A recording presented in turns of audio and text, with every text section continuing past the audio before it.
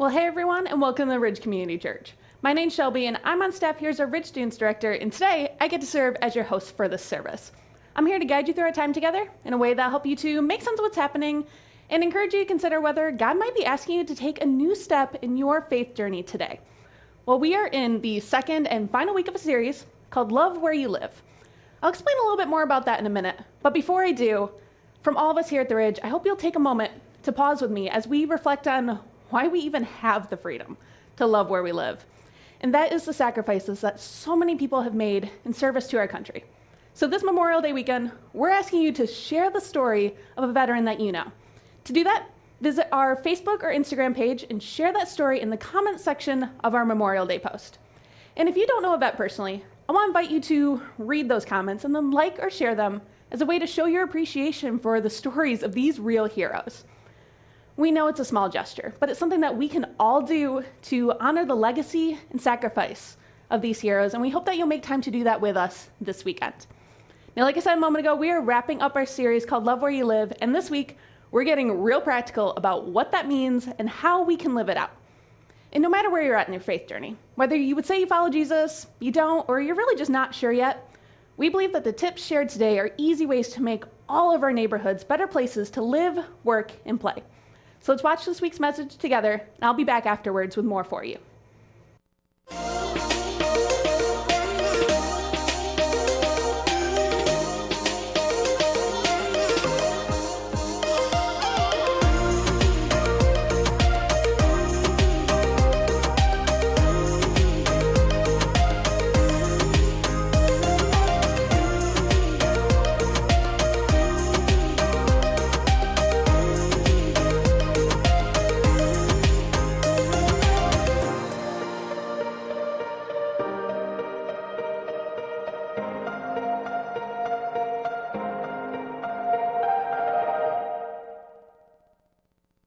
Well, hey everyone, thanks so much for joining us today. I hope that you have a great Memorial Day weekend. Today we are wrapping up our two-part series called Love Where You Live.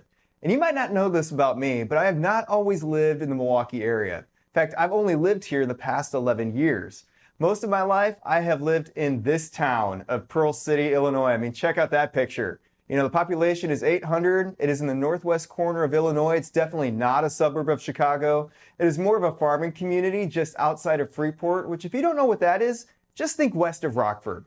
My graduating class was 33 students, and yes, we were a public high school. The things we did on Friday nights was go to high school football games and then Pizza Hut. And as obscure as this town is, this is a place that I love. Most of my family still lives there, so I still visit it several times a year. Some of my lifelong friendships, they come from there. And this is where my memories of growing up are from. But in 2010, my wife and I got the opportunity to move to Southeast Wisconsin. And during the 11 years we have been here, we can say that we love where we live. Our kids' school districts, our neighborhoods, you, this church, are all reasons we love where we live. And as much as we talk about how much we can enjoy or not enjoy where we live, the goal of this series is really to help you intentionally demonstrate the love of Jesus to your neighbors.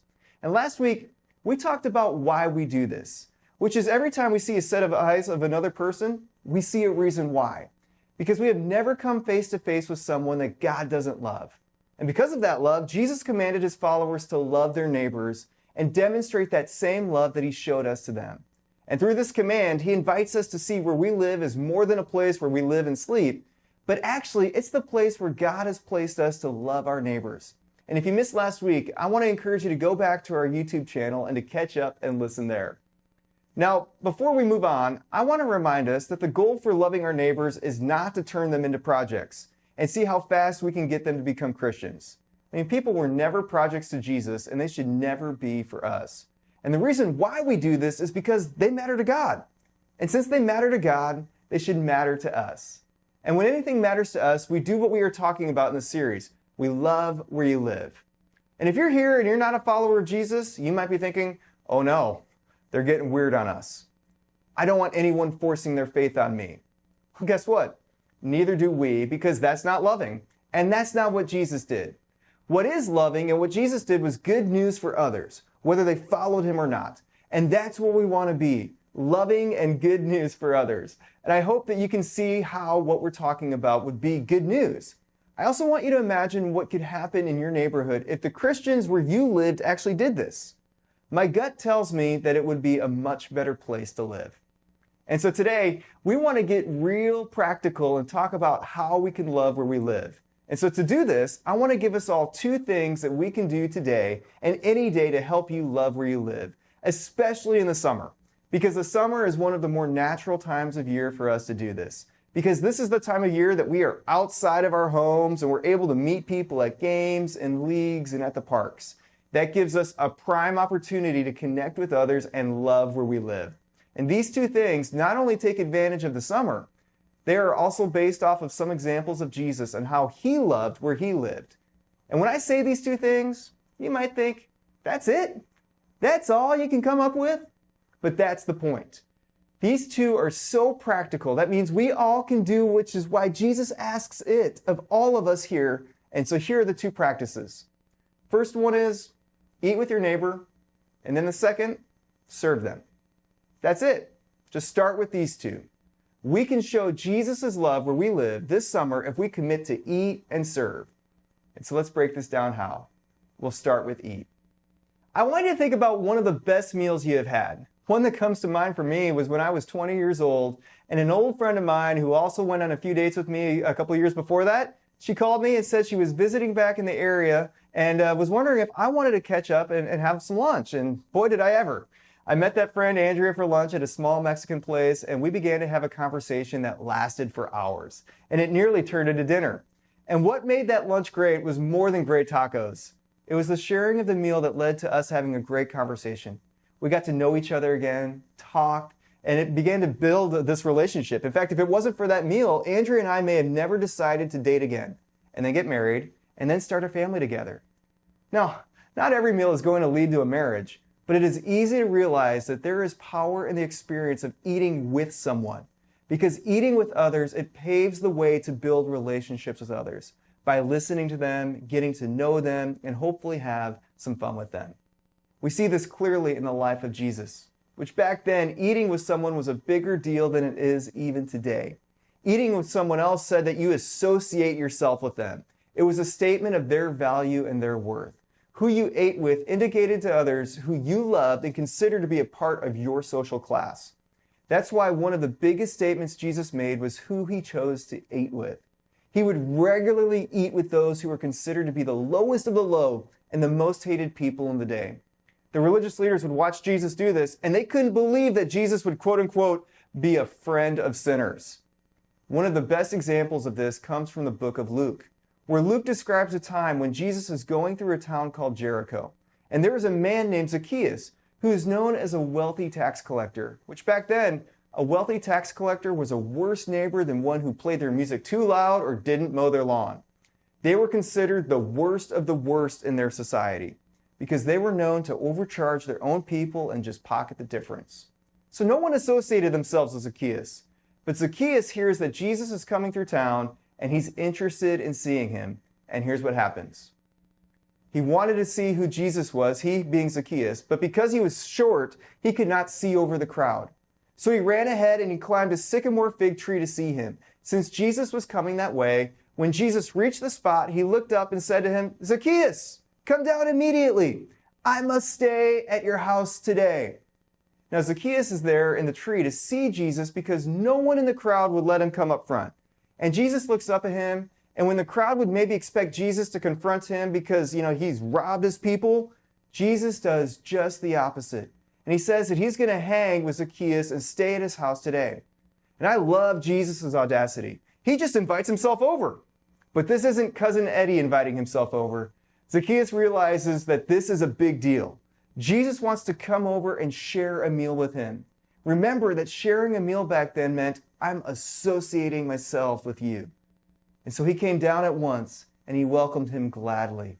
All the people saw this and began to mutter, "He is gone to be the guest of a sinner." Self-righteous complained because Jesus was spending time with Zacchaeus and not them. And if he was going to spend time with him, it should be to confront him about the money that he stole. They want Jesus to tell him how wrong he is. And so they mutter. I love that word mutter. They mutter against Jesus because he doesn't do that. Instead, he's Zacchaeus' guest. And they ate together They talked and spent time together. And here's what Jesus knew.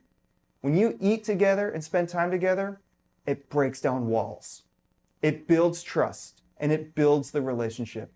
And Jesus knew who Zacchaeus was and what he did with the taxes. But by sharing a meal with him, he showed Zacchaeus that Zacchaeus mattered more to him than what he did. And by doing this, Zacchaeus' heart began to shift. But Zacchaeus stood up and said to the Lord, "Look, Lord, here and now I give half of my possessions to the poor.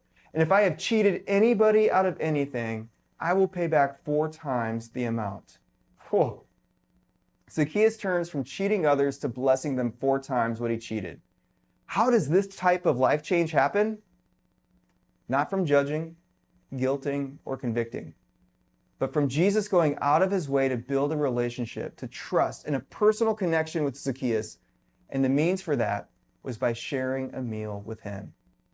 Now, one of the biggest fears I hear from others who are afraid to love where they live is that when they're with someone, they aren't sure what to say or do for others. They aren't sure if they have answers to questions or have what it takes to convince someone to follow Jesus. And what we learn from Jesus here is that while answers might be important to some people, they aren't the most important. What's the most important is that people want to know that we really do care. And that's it. We just have to care. In fact, according to a Barna research study late last year, which Barna is just this leading Christian research firm, they found that more than 6 in 10 people who aren't Christians, I mean, this is people who have walked away or they've stayed away from following Jesus, 62% of them say they would be open to talking about faith matters with someone who listens without judgment. That's the top quality they value, to not be judged. But only 1/3 of those polled said that they see this trait in the Christians that they actually know personally. What this means is that our neighbors, they aren't asking themselves if you know the answers to their questions. They don't care about that as much. They're asking themselves if they can trust you and if you won't judge them. They won't know the answer to that until you get to know them.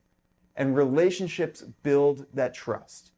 Again, this isn't forcing faith on anybody. This is building relationships. And a great way to build a relationship with someone is to eat with them.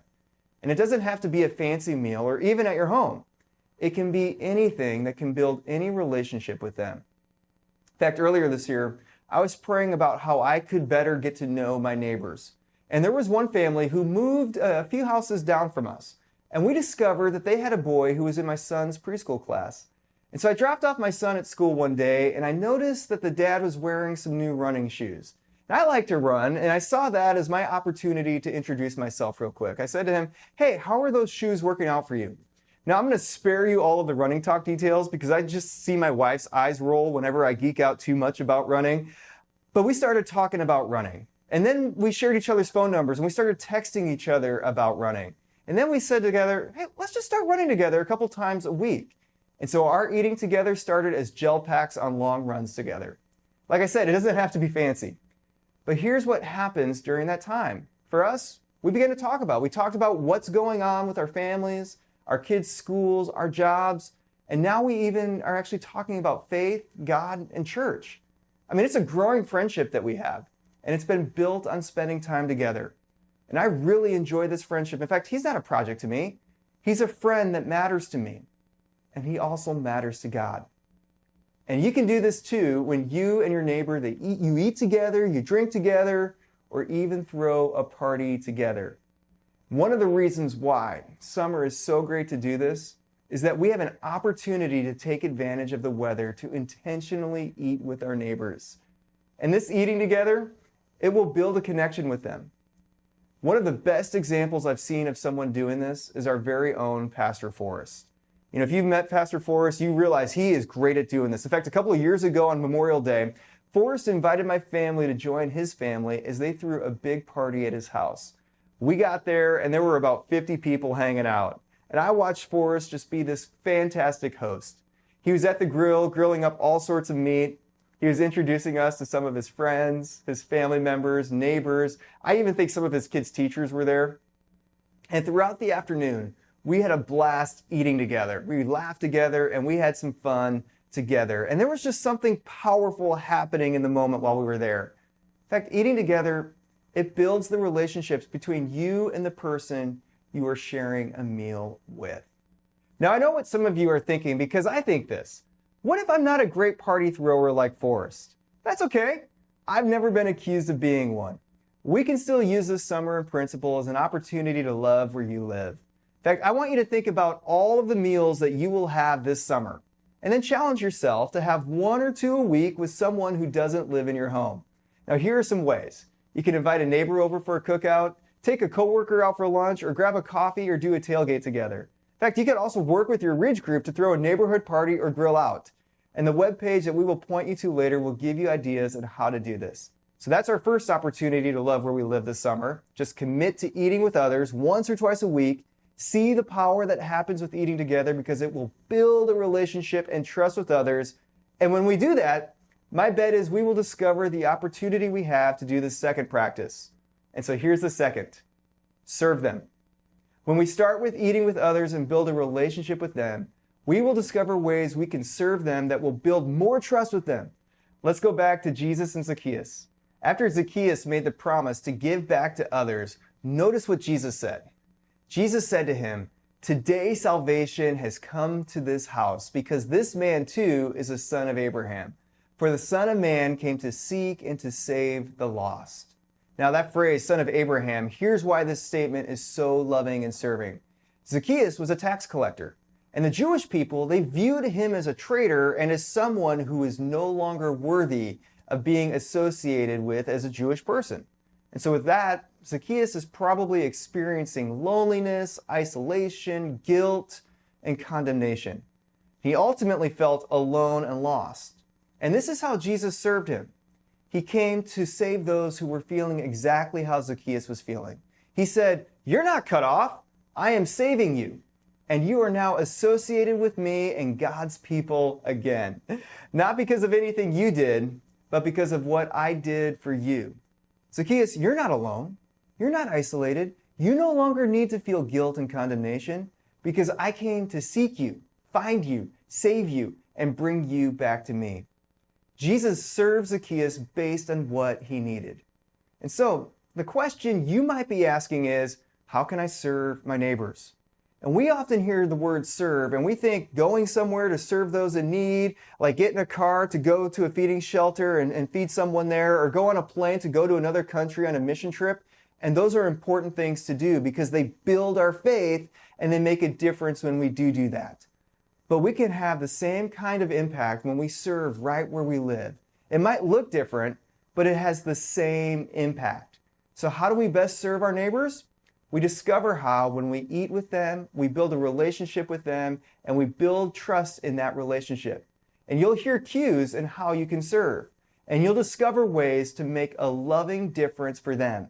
And these may not be things that you thought about doing, but these are things that matter to them. And what they say they need, when you discover those ways, you can go out of your way to meet them by serving them and build even more trust with them.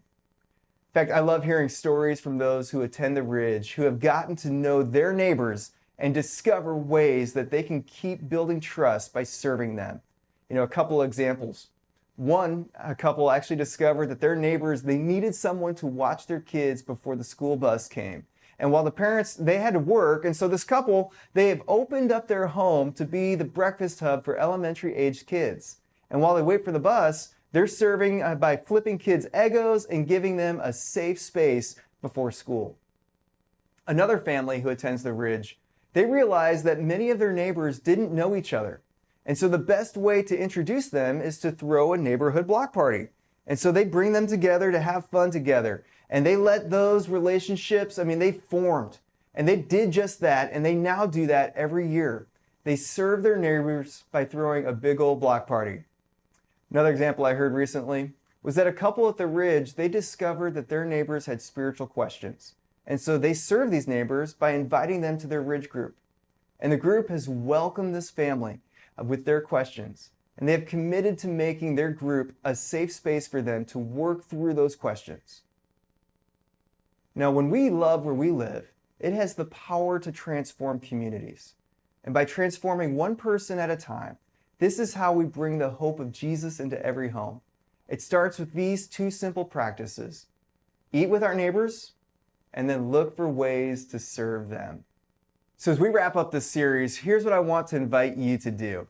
I want you to think of one person, and this could be one of your neighbors. I mean, if you did the neighbor exercise that we talked about last week, where you identified 8 of your closest neighbors, I mean, it could be one of those names.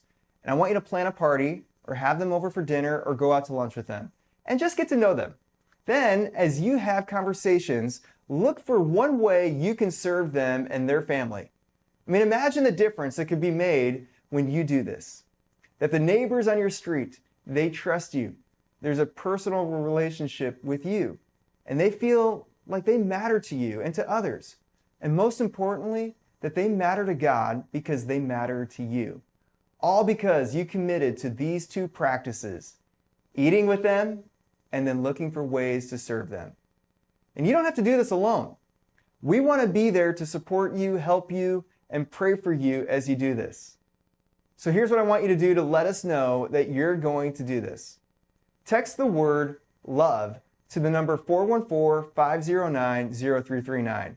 And what will happen is we will text you back with a link to a webpage that we created that will help you do this.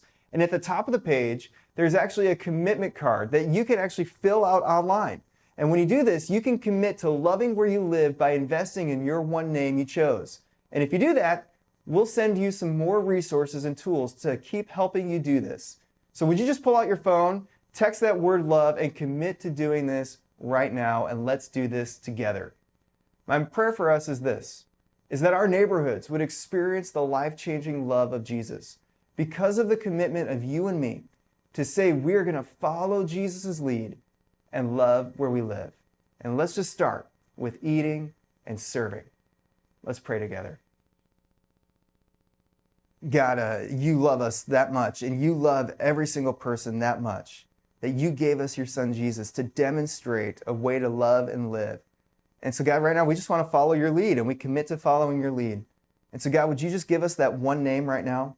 The one name that we will commit to doing this, to go and get to know them, to build a relationship and build trust with them by eating with them and having a conversation and having some fun. And then God, I pray that you would give us wisdom in those conversations to identify a way to serve them. And then as we serve them, it would just continue to build trust. And God, I pray for those that as we are doing this, that they would see how much that they matter to you, that you love them so much that you gave your son Jesus for them. And God, as we demonstrate the love of Jesus, I pray that we would bring the hope of Jesus to their homes by just going out of our way to do this, but to go and commit to love where we live by eating and serving. And so God, give us the courage to do that this summer, and let us make a difference in our communities and bring the hope that your son has given us to our neighborhoods when we commit to just loving where we live. We thank you, God, for you doing this first by sending your son Jesus to live among us and to love where we live. And it's in Jesus' name that we pray. Amen. I love how simple Tyler makes this idea for us, because loving the people around us sounds like and can feel like this overwhelming job. When you break it down and use the filter that Jesus offers us of eating with and serving the people around us, it becomes something that we can all do. And honestly, that's behind our entire heartbeat as a church. If you've spent any time with us, you've probably heard us say our vision statement, to bring the hope of Jesus into every home. Now, the important thing about that vision is that it takes all of us to make it happen. And that's why we love it. It's not just the Ridge doing it, or Tyler, or another pastor here on staff. It's all of us using the hope that we have because of Jesus as a catalyst for living a life that shows and shares that hope with those around us. Man, that is going to be how our communities feel the impact of this hope that we have. Now, if you haven't reached out to connect with us before, but today something's got you curious about what this vision is all about, I want to invite you to text the word CONNECT to the number you see on the screen. You'll get a text back. Go ahead and click the link that's included there, answer a few short questions to tell us a bit more about yourself, and we'll be in touch later this week to help you take your next step. Now, as you're texting, I want to prepare all of us for what's coming next in our service. In a moment, we're going to pause, and we're going to honor God with our finances through something that we call an offering. Now, this is our chance to show God that we trust him as our provider, and we know that ultimately, everything we have comes from him. So if you're a guest today, or you're not sure about this whole Jesus thing, by all means, sit this moment out. But for the rest of us, let's take this time to give generously. And when that moment ends, the band is going to lead us in a song that is filled with so much hope. I mean, it's literally called "There's Nothing That Our God Can't Do." We really believe that. It's such a great affirmation for us as we prepare to take on the rest of today and the week ahead. So as you're listening, I hope you'll take in those words and the truth they carry, and I'll be back one more time with one last thing for you.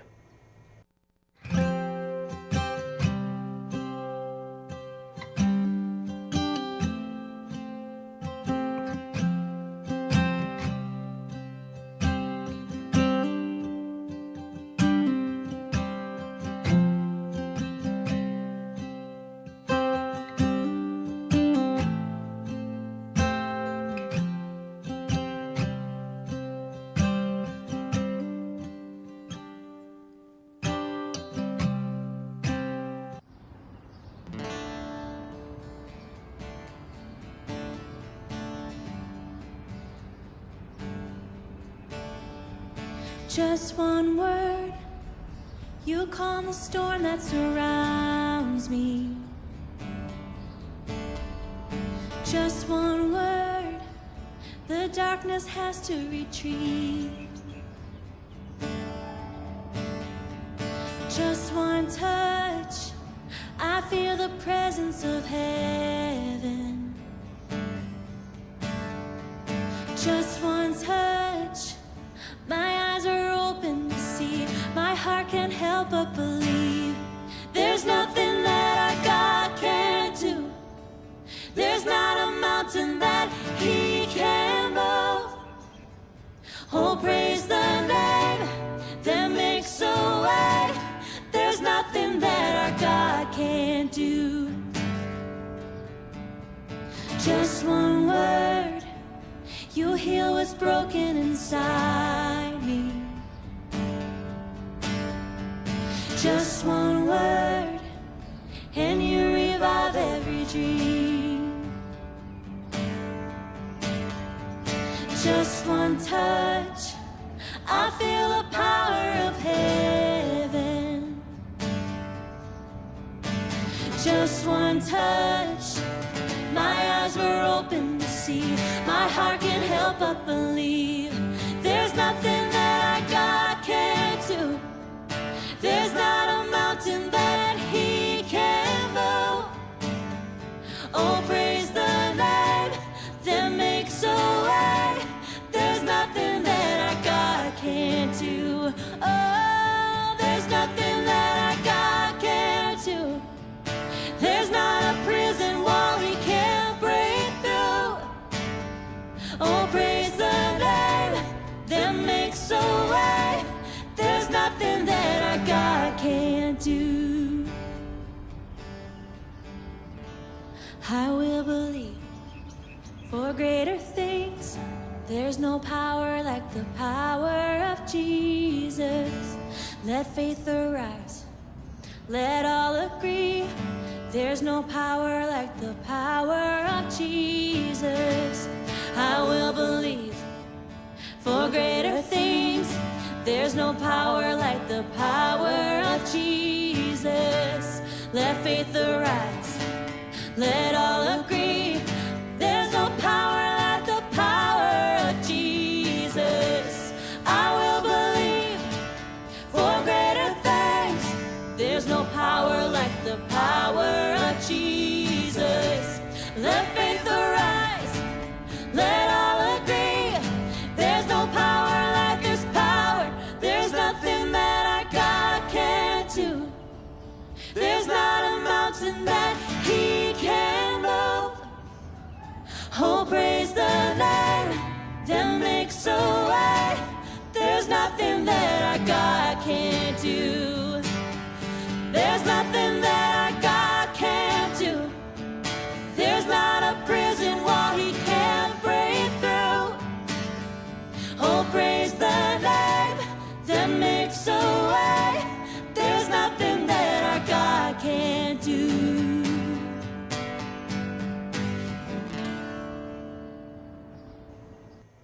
Well, I hope you feel the power of the truth in that song as you take on the week ahead.